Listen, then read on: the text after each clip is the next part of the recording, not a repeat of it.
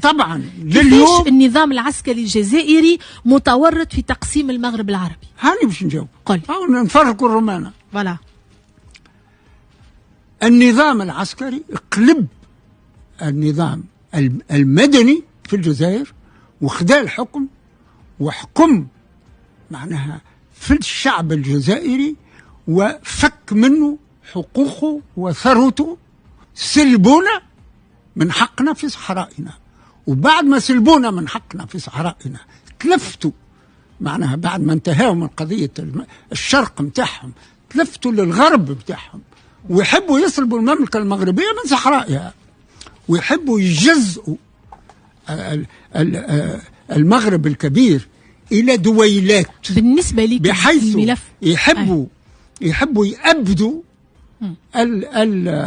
الحدود الاستعمارية اللي